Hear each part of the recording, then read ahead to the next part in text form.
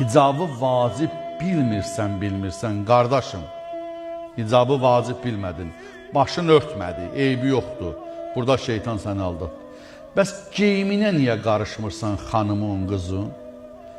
Səni bilirsən harada aldadır evdə xanım və qız, üzr istəyirəm, bunu biraz acı da olsa həqiqətdir.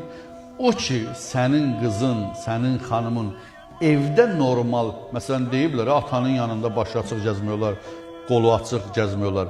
Amma da geyimsiz gəzmək olmaz. Daha qarnı açıq atanın yanında qız gəzməməlidir. Sinəsi açıq gəzməməlidir. Orada sənin gözü alışdırır, evdə elə geyinir. Bizim dinimiz elə dindir ki, 6 yaşından sonra atanın qızın alıb dizin üstündə oturub saçın tumarlamağını öpməyin məkruh bilir. Başından öp, 6 yaşından yuxarı öz qızın olsa belə başından öp. Salam, əli öpsün, sən də onun kəlləsindən öp. Öz qucağında, öz qızı oturdub öpməyi məkruh bilir bizim şəriətimiz.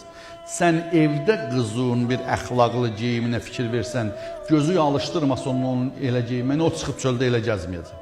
Səndən çəkinəcək, çöldə də elə gəzməyəcək. Bu günləri gənc qızlarımızın hamısı belə gəzirsə, evdə ailə formalaşdırır belə.